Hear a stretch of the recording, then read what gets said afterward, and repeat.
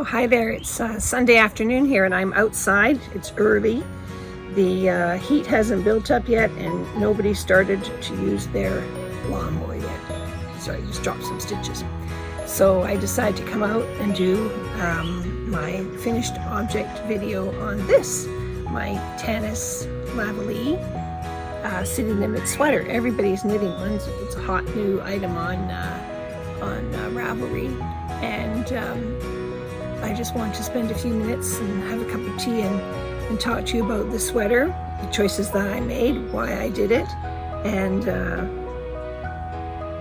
maybe give you some idea of if you've been sitting on the edge and you haven't decided whether you want to knit one or not. Maybe I can help you decide whether it's a project for you. So grab a cup of tea, come and join me here outside at Life LDC, and we'll talk about city limits.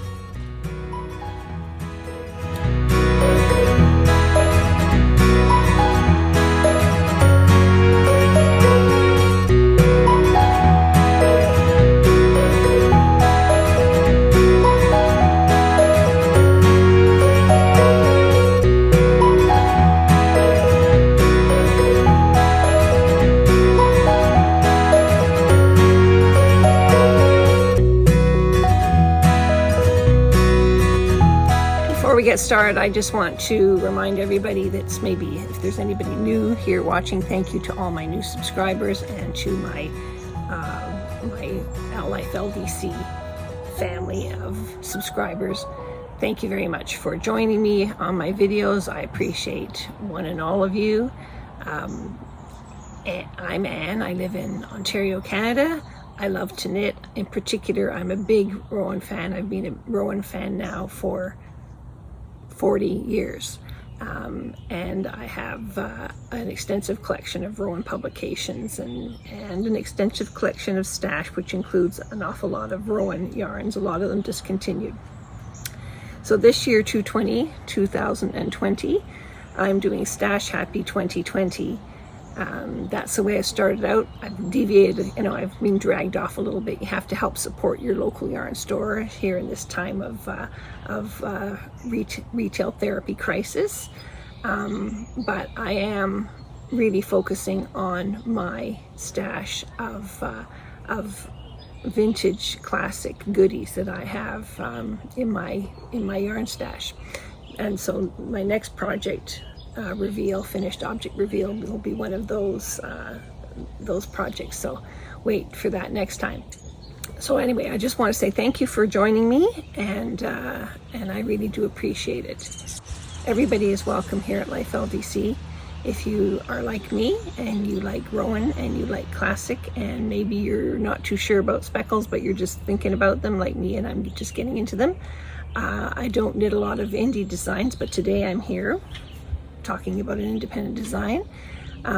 So if I sound like your kind of person, I welcome anyone and all of you here. So today I'm here to talk about my Tanis Lavallee's design, City Limits.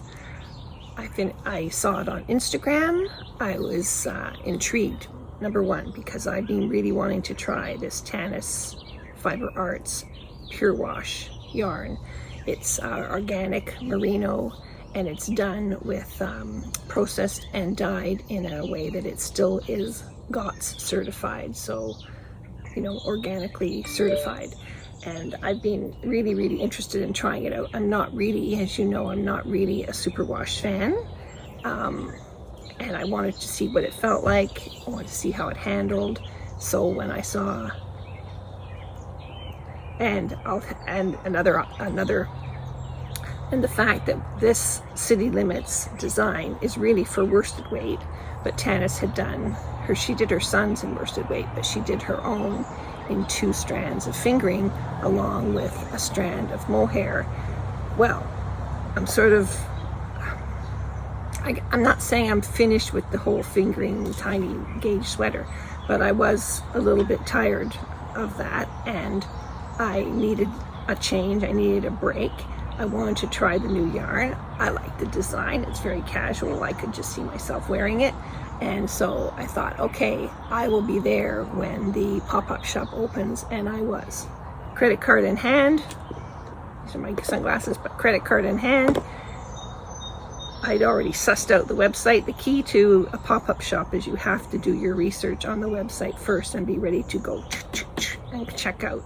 If there's an account, if you can have an account already set up on the page, great, have an account set up.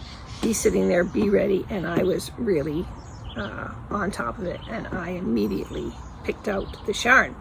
Now, the fade that I picked of the Tanis selection of fades was it was called the Spicy Fade, and I loved it because it was a representation of the Tanis version, her own private version done with all her leftovers of her Metropolis sweater. So she calls it the Metropolis Marl, and I loved it. I loved the way the colors worked. I loved the bright splash of color at the top, and I loved the way it got dark at the bottom. So when I read that the Spicy Fade was to replicate that colorway, I was in. That was it.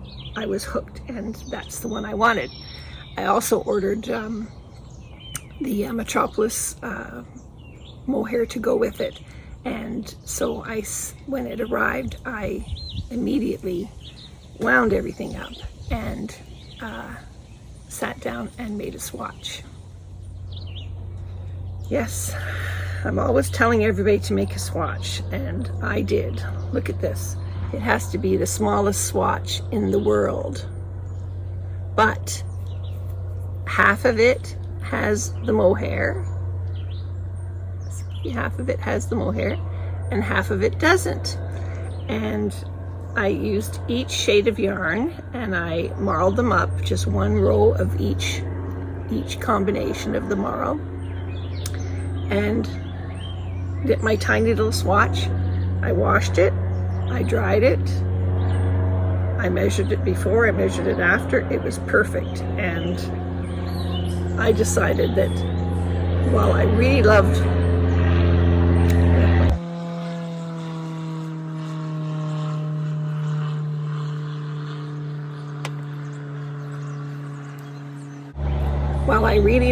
the side with the mohair, and it gives it such a it just blends everything through beautifully. This is what I wanted. I wanted the bright, sort of painterly colors of the non-mohair side, the Spicy Fade, so that I could get it. It would be more of a statement piece, totally out of my comfort zone, but totally what I needed right now in this whole crazy time of the COVID pandemic. So that's what I did. I went with no mohair. I have to apologize. I noticed that I'm trying to look directly into the camera, which is right here, but I'm filming this on my iPad, and I find it very hard to not. I'm trying to look at the screen when I'm showing you things, right? But I'm also trying to look into the camera. So I do apologize if you find that distracting. Anyway, the technicalities of it all. So that was my swatch. Decision made. No mohair. So then I had to decide on size, and Tanis did recommend a decent amount of ease, but I'm already a bigger person. I am bigger on the top, and I didn't want it to be flappy. I did want it to be like a sweatshirt.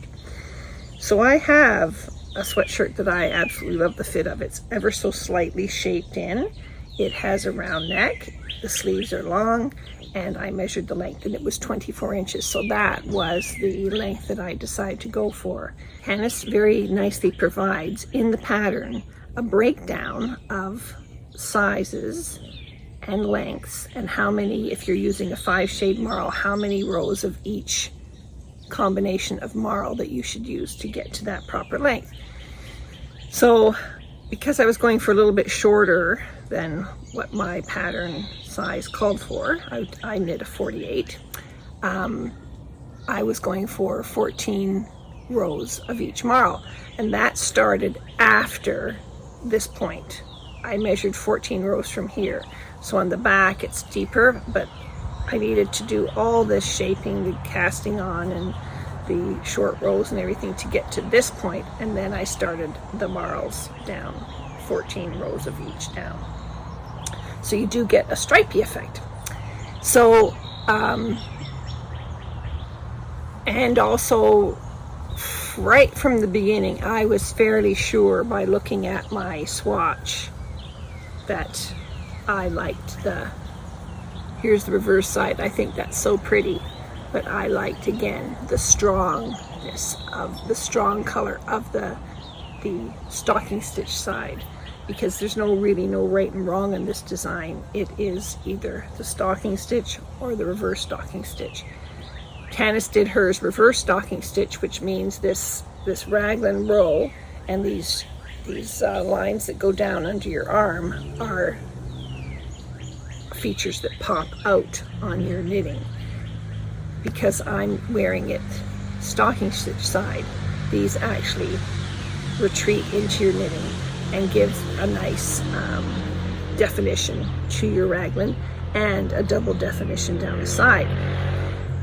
There is shaping in this design. I didn't do it, but I did do shaping. So I did my shaping. It's sort of an Amy Herzog idea, the idea that I got from the Amy Herzog cardigan pullover knit along that Rowan ran a few years ago. I actually didn't do the knit along, but I did do all the work sheets and read all her notes and watch all her videos. And her idea is that sometimes people don't need the fullness that you need on the front, especially for women, you might not need on the back. And so instead of doing decreases along the side, which would evenly decrease both the front and the back, maybe you want to consider just decreasing in the back. So that's exactly what I did. I decreased 3 stitches on either side of the 2 stitch purl area and waist, and then increase back out, and it just pulls that back in ever so tight, ever so subtly, and makes the fit, I think, much better.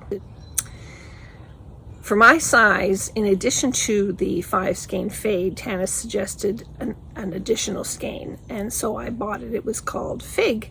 And now that I look back on this, I did the fade exactly as it was presented from the retro down. I'll put a picture in here of all the different shades. And now, in a way, I wish I had brought the yellow up closer to my face and maybe went yellow, pink, Maybe I could have gone here and then gone into the light and then gone into the dark. I don't know. I wish I'd played around more. The yellow line falls right at the widest point of my chest measurement. So a little bit, not good planning there, but it's not, it could have been worse because it could have been even half an inch lower. But anyhow, so don't just automatically, I'm recommending, don't just automatically follow the colors as per the fade. Maybe play them up a little bit. You can go back and forth. I wasn't brave enough, and I'm not experienced enough in doing fades. It's not anything that I've done. Oh my goodness, I'm possibly the only person in the world that hasn't done an Andrea Mowry fade. So anyway, I used my 5 shades. I got to the bottom, and there was this shade called Vamp right there at the bottom. And when I was knitting with it, it read really solidly dark, really solidly dark. And I'm going to put a picture in here. I've taken this swatch and I've made it into black and white, and you can see it's very dark. Well, I had knit the 14 rows with it marled with the shade above it, and I just didn't like it, and I thought, well, geez, I'll have to order another skein of yarn to finish the sweater if I don't use it. But I decided that it really annoyed me, or didn't suit me enough, so I ripped it out. I ordered an extra skein of fig because I really like fig. And I proceeded to carry on. Well, I managed to, well, what I did was actually, as I finished the sleeves and I made the sleeves ever just so slightly shorter, I made them more bracelet length, right? Bracelet length where your wrist bone is. And I love the way the shades faded on the sleeve. And so I thought, okay, I'm going to see how long I can make the body without having to buy another skein of yarn. I had ordered it, but I knew it hadn't been sent yet, so I was knitting away on the body, and I actually managed to finish without using an extra skein of yarn. And I put ribs on here and ribs on the bottom. So I was pleased as punch. I actually adjusted my order and had different yarn sent. More on that later. So anyway, so I loved it without the fifth shade of the fade, and I went straight into my sixth spare extra needed skein. Because this design is really meant to be reversible, and I'd done ribs on the bottom and cuffs, I was faced with a dilemma of what to do here. The pattern calls for I-cord, and I thought that for me the neckline was a bit wide for this kind of sweater. That's actually one of the things that I don't like about my sort of sweatshirty top that I was basing the sizing of this on. The neckline on it is too wide. I feel like I'm hanging out, but the rest of me is all covered up. But anyway, so I decided that this needed ribbing, and 2x2 rib was going to be perfect. I picked up stitches, and then I adjusted. I got rid of a few stitches so that I wanted to make sure that when this row of purl stitches met the rib, that it was sitting with the two purls above it. And you'll see that's the way it worked out. A tiny little detail, but very important to me. If that had been 2 knit stitches above there, it would have sort of driven me crazy. And I don't know if I can show it to you, but I will try. Yes, I did the same thing here on the sides. On the bottom rib. So that made me thoroughly happy. I was thrilled. Now, because I only used 5 skeins, I really have tiny little bits left over. This is the one I have the most of, actually, the retro. I was trying to find the vamp to bring it up here to show you how dark it was compared to the rest of the sweater. It has disappeared into my stash, and something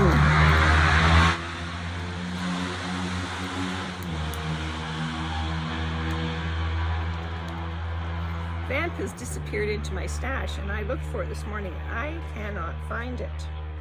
So whatever. Anyway, hold on one second. I did a quick change here, and I've got the reverse stocking stitch side out. I didn't think that this was going to be reversible because of me picking up and knitting the rib on the neckline, but I actually don't think it looks too bad. I did a pretty neat job of picking up stitches, and then there is a little edge here. I suppose I could do something with that if I really wanted to make this reversible. It doesn't bother me. But I do like the colors more this way, as I've grown used to looking at them as a reversed stocking stitch tomorrow. Let me just see if I can get myself in the picture.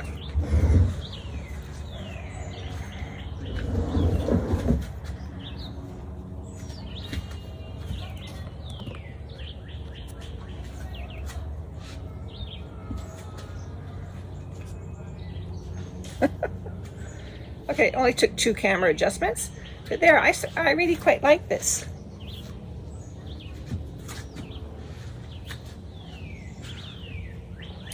So I think part of all this marl thing is that you if it's something new to your eye, you're not going to be comfortable with it. You have to work with it a little bit and let it grow on you. And either it grows on you and you like it, or it grows on you and you don't like it, one or the other. Marls are nothing new. Young knitters might think that marls are the new hot rage, and but really marls are nothing new. Marls were probably, I think, a way in the past when mothers used to put all their scraps of yarn, knitters used to put all their scraps of yarn together to eke out another garment. They would blend them, tie them together, whatever. They would take all their leftovers and they would make a sweater. It was like make, do, and mend. They didn't throw things away, and they never had big stashes. My mother never had big stashes of yarn. She bought the yarn, she knit the sweater, and she was diligent, bought the yarn and knit the sweater. It's our generation and the new generation that has stash, and when you've got all those leftovers, it's a fabulous idea to use bits and pieces to make marls, to use them up. So I'm actually really quite thrilled with the outcome of this. I love the texture of it. I love the effect of it, and so I'm going to be doing another marl shortly. But right now, in the meantime, I have finished, or I'm almost finished, a Rowan vintage design. That will be my next finished object reveal. I also got swooped into the newest Tanis design, the Rocket Tee, using mohair and fingering. This is not Tanis fingering. It is it's Utashita fingering, and this is Kid Silk Haze. Hell with it. So I've gone off. I've taken the Rocket Tee as an inspiration, and I'm using another one of my sweaters for sizing and shaping, because I don't want those little cap sleeves. I want some kind of drop sleeve. But anyway, so that's what I'm doing.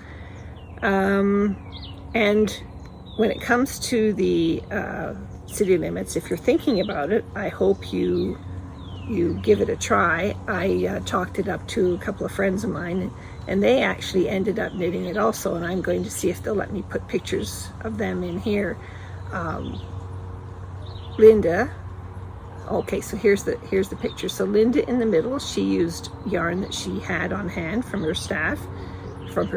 Then she supplemented it with a couple of skeins that she ordered from the Needle Emporium. And then Renee from the Love Note video, she's on the right here in this photo. She used the Tanis Fiber Arts blue label sock in the rainbow fade. She was thrilled by that rainbow fade and finally succumbed. She went into on the second pop-up shop. So the three of us have knit fades. I was sort of hoping to get us all together, but it's just impossible. I really give kudos to all those groups of knitters that get together and do video blogging, because it's not easy. Everybody's busy. Right now we were going to try and do it by Zoom, but even that wasn't working out. So not a problem. I want to thank them for letting me use their photo, and just to give you different aspects of inspiration for this sweater. It's getting later, it's getting warmer out here. It's time for me to either go change out of a sweater or to go inside to the air conditioning. It's a gorgeous day, so I think I'm going to change up my outfit and come back out and do some knitting. And I just want to leave you with some more photos of city limits. I always have such fun taking shots, because you take so many and there's something wrong. You don't like the way you look, or the way your face is, or something sticking up, or you realize there's something in the background. So I always have fun taking shots, and I hope you enjoy watching all my outtakes that I stick here at the end. So until next time, thank you very much for being here and being part of the Life LDC community. Take care.